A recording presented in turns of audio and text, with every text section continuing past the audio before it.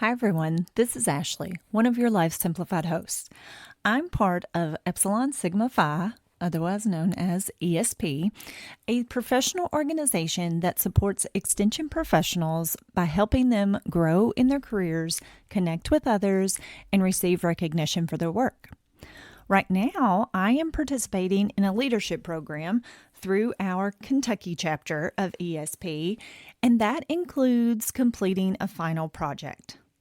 For my project, I am focusing on leadership books written by local authors. Through a series of workshops, I plan to summarize the key insights from each book and design activities to help participants actually put those leadership lessons into practice. The goal is to make leadership development engaging, interactive, and relevant to our community. Additionally, the authors have generously volunteered their time to be interviewed on our podcast, where they'll share their perspectives on leadership. I hope these episodes provide valuable insights that you can apply in your own life.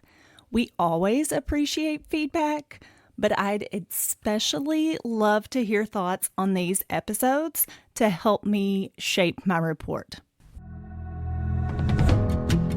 Sometimes life is messy. Have you ever wished you could refocus your mind, home, relationships, and work life? Join us as we use research-based information to make practical changes and simplify life. This is Life Simplified.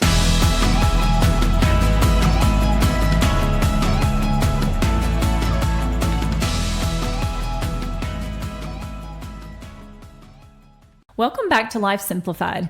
This is Ashley, and I have been your host all month long, and we've been talking about leadership.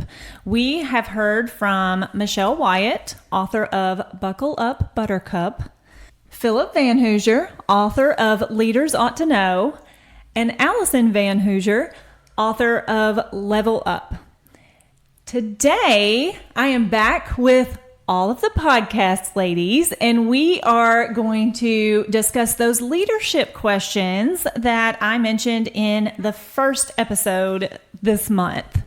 Let's just talk about who we lead. The first question that I asked our listeners to think about was, who do you lead? And the four of us in this room, we could probably mention lots of ways that we are leaders. So let's start there. First thing that kind of comes to my mind about leading, I lead my children. That's the first thing that popped in my head. There's all different other types of way that I lead, but that really pops in my head. Yeah, I thought about that too. And then I thought about, wow, when you really ask that question and you take the time to think, you're leading in so many different capacities within your life. And so at home, for sure, we're leaders amongst a lot of different tasks. Then I was thinking, a leader within my office with my coworkers, but also maybe like in different associations, professional organizations that we're a part of, being a leader, leading with colleagues, across the gamut, especially as you gain more experience and more time in the field, you tend to be someone that people, call upon to help with things. So I think we just kind of are constantly putting on and taking off our leadership hat. And I also think of some of the things like we may not see ourselves as leaders, but you are a leader. Mm-hmm. Sometimes there's those roles, whether it's in the community or with like coworkers, like you mentioned before, you've been around for a while and someone may think they're pretty good at this, they do this. And then someone will send you an email or they're like, well, what do you think about it? And you don't find yourself really in those areas. But I agree with you all, like at the home, of course. And then I also think like if you're at church or an organization or think, you may be a leader with that. We do a lot with like children's church and things like that. So there's a lot of different roles I think we all play that maybe we don't always think about it. And I like how you mentioned that you may not think of yourself as a leader. And that was one point made throughout the month, that there are all kinds of different types of leaders. Leadership does not necessarily come with a title. It's not necessarily a position, but we are all doing some type of leading for the most part. I would be, like I said in the first episode, I would be willing to go out on a limb and say that everyone listening could find some example of how they are a leader. What characteristics do you look for in a leader? You know, I've always been told, and I kind of see this also, but being a true leader means that you are willing to do whatever you're asking somebody else to do.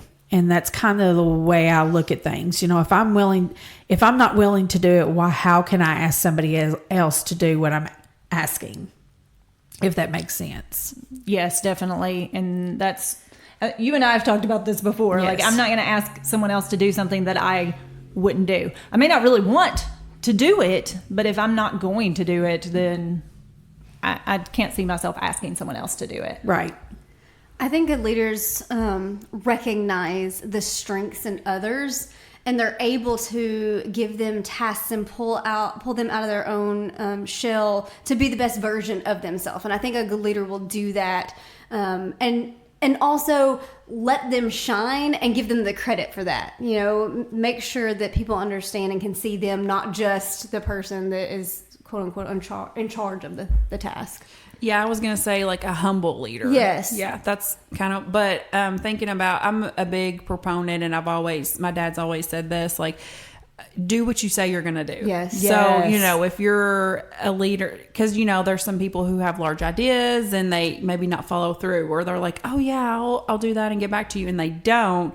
And I just feel like that's something, you know, you really, for me personally, that I look at. Yes, consistency and an encourager. Mm-hmm. That's what I hear you saying, and I agree with all of those. And I also think about trustworthy. Mm-hmm. Honesty is huge. Yeah, honesty, integrity. Someone that you can rely on. You can count on them to do what they say that they're going to do. I think loyalty too, and not loyalty into like, I've got you no matter what you do. I'm not going to call you out, but some like, they will show you when you need to change or pivot, but they're not going to embarrass you. You are part of their team, and they'll pull you aside and do it in a private way that lifts you up. And I think that's what I think of when I think of a leadership who is loyal. They're like, these are my people. I'm not going to embarrass my people. I'm not going to throw my people under the bus. We're a team, and we're only as good as our person that's having the toughest time. So let's lift them up. I really like how you said that. You know, you don't want to tear anybody down. You want to build them up like the whole team. I really like how you said that. Along those same lines, which of these characteristics do you think that you have, or if that's hard, so we can pick them out in each other. If that's easier, we can say we know you do this. I think for me, I try really hard, and not really in all of my life, to really see people and to like pick out their strengths, pick out what they're good at, what they feel comfortable doing, where they really shine, and you can see their confidence. And so that's why I like to try and help people put themselves in the place that they can do the thing that makes them feel the most confident and that they feel like they're contributing the most. Because I think when we all in teams feel like, oh my gosh, I have something to give, then we get more excited, we get more work done. And so being able to see people, see them, see their strengths, and then place them in roles where they can shine using those strengths. I definitely agree with that. That is you, that is what you do, and you're an encourager, and yeah, you definitely see people. Well, I think that I'm pretty dependable. I feel like I do what I say I'm going to do. So I think that is probably one of the characteristics that we discussed that I have. I agree. You keep us on task. You definitely do. For all of our listeners, if Ashley was not dependable, you would not have a podcast every week, because it would not get edited and it would not get posted. Yes, So she keeps us on top of things, for sure. You know, it's really hard to pick out sometimes because you don't see yourself in certain ways that other people do. You know, so when it comes to myself as saying I'm this type of person, then you're kind of second guessing yourself. Like, does people really see you that way? You know, so I'm having a hard time deciding. Joni is a great listener. And I think that's a good characteristic of a leader. She's kind of nodding at me like, meh. Actually, she's not really nodding. It's more of like a, really? Yes, really. You also are an excellent listener and an encourager too.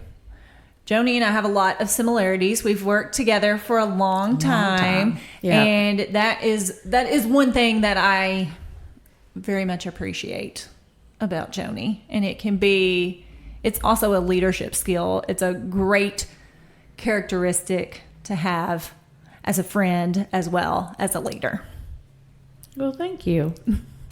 So for me, I don't know. I think I see myself, some things could be like an encourager. Like I like to try to push people to do things. Now it may not be, I may be like, hey, guess what? You're doing it. But that's my nicely way of encouraging maybe some coworkers to do some things.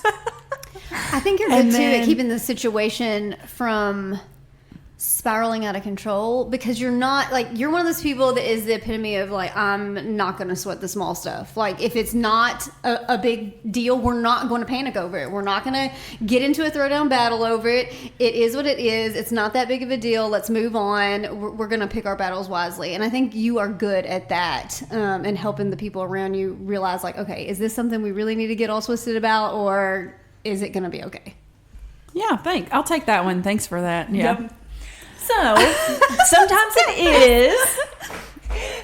it is hard to see those characteristics in yourself. So listeners, if you are going through these questions with us and trying to dive deep into your leadership skills, ask a friend. If you can't see the characteristics in yourself, ask someone that you trust to help you pull those out. When was the last time you stepped out of your comfort zone? Would y'all know I just want to stay there. I'm not trying to leave it. Well, for me, I have recently taken a position on one of our chambers in my county, Livingston County. Definitely out of my comfort zone. I'm the vice president of it. And so that when they asked me, I was like, I don't know, but then I said yes. And so that is definitely way out of my comfort zone. Honestly, I think I've been spending the last couple of years consistently pushing myself to be out of my comfort zone. Yes. Because of personal goals. And they all have to do with leadership. I aspire to kind of move up and have more leadership task put upon me. But if that's what I want, then I feel like I have to constantly push myself to stretch myself and learn new skills and be a part of things that maybe I would have shied away from, because I am not necessarily a huge joiner. Like, you can do the whole extrovert introvert. I fall directly in the middle, so I can ebb and flow on either side really easily. But I think the at home me was like, I'm just going to be quiet and shy away from the things I don't have to do. But, I'm in the last little bit, I've put myself out there on, leadership programs that I probably wouldn't have done at the time that I did them. Leadership roles, stepping up into things that whether I necessarily know, like, am I ready for this or not ready for this? It's okay. I can do it. I'm going to push myself, and I've learned that I can do more than I thought I could do. And it's been good. It's good to stretch yourself. And you have to be uncomfortable to stretch. I think for me, and so we're transitioning here for my work. We're transitioning from like a smaller building to a new building. And so with that comes a lot of publicity and marketing and, trying to make sure everybody's more positive than negative, because, it is a positive thing, but sometimes there's negative, which is fair. Everyone's, can have their opinions. So for me, I think I've mentioned before, like, I'm more of a connector. I'm more like, hey, you talk to this person, and then I push you and let you go away. And I'm not the one that's like, hey, look at me. So I've really had to try to be more upfront of like, hey, let's do some tours, let's market extension, and make more of an effort to kind of be out in the front versus kind of just connecting. And it's okay. But it's actually opened up some good partnerships. Like I met with some doctors from our local hospital and somebody from our board, and now it's really opened up a new program for 4-H. It's opened up a new program for SNAP and then for FCS. So it's really helping, but it's just, not something that I'm used to actually being out in front and doing the talking and selling, I guess, per se. One of the most recent ways that I have stepped out of my comfort zone has to do with this whole project, which if you listen to the little intro blurb, you know that I'm a part of the Epsilon Sigma Phi organization, and this program, ESP Leads, Tiffany has been through it. Amanda has been through it. We're encouraging Joni to do it next. But typically, this is something that I would do with Tiffany. Like, I would have just gone through the program when she did it. Like, I wouldn't do it by myself, even though I know a lot of the individuals involved in the program. That's still not something that I would just be like, yeah, okay, I'm gonna go do this without my bestie over here. I'm just gonna do this program by myself. And I have, and it's been great. And these two ladies both encouraged me, just like we are now encouraging Joni, because I imagine that will also be hard for you to step out and do it without one of us. Oh, 100%. Yes. I mean, yeah. Like I said, we're very similar, but it has been a great opportunity. And I mentioned when I talked with Phil that joining his leadership program in Caldwell County was a big step out of my comfort zone. But I met so many people that I now have relationships with that I wouldn't have been able to do otherwise. So we've all said that we've stepped out of our comfort zone, and stepping out of your comfort zone is how you grow, even when it's hard. How do you handle being wrong as a leader? I think for me, the easiest thing to do is to just admit it. Like, rip the Band-Aid off. It stings. Nobody likes to be wrong. But at the same time, I so respect someone who will say, I messed up. I got it wrong. I thought that was the right way. It wasn't. Like, own it and go with it. And I try. Now, I'm not going to tell you I'm 100%. I'm a human. But I try really hard. Like, if I messed up, it's on me. It's my bad. I messed it up. How can I fix it? How can I make it right? Yeah. Yeah, I think you just said it right there. I think we've got a ditto all the way around. Yeah. I definitely respect someone more if they will just own up to the...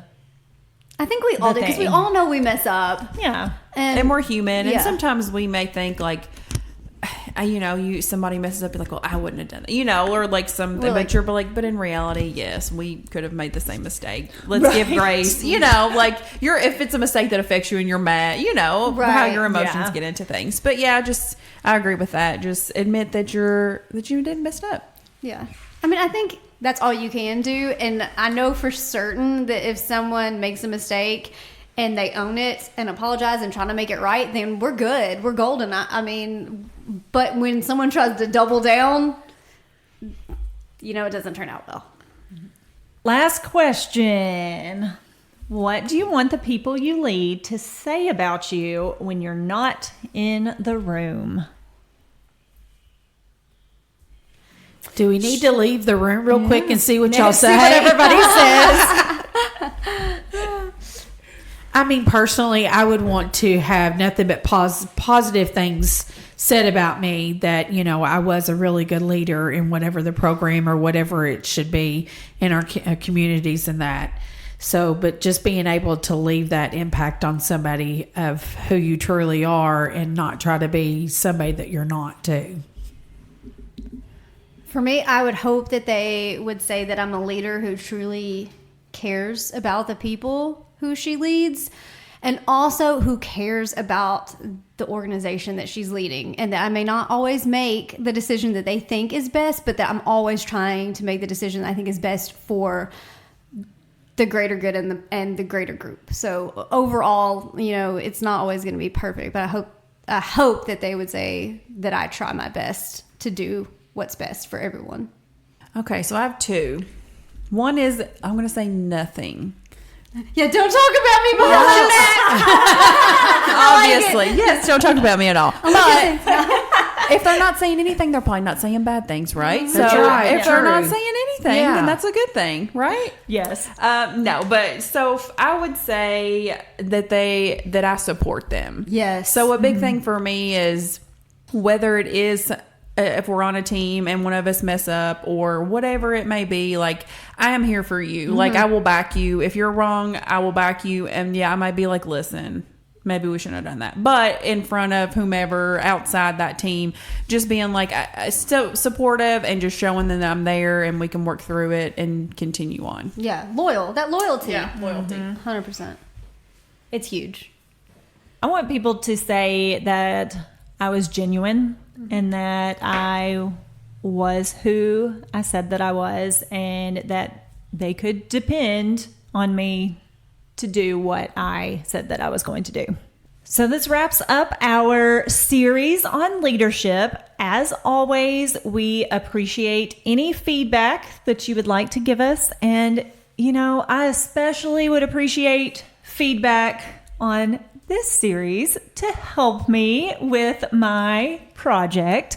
So reach out to us on social media, email us at lifesimplifiedpodcast@gmail.com. Thank you for listening. This is Life Simplified. Thanks for listening to Life Simplified. We are family and consumer sciences agents with the University of Kentucky Cooperative Extension Service.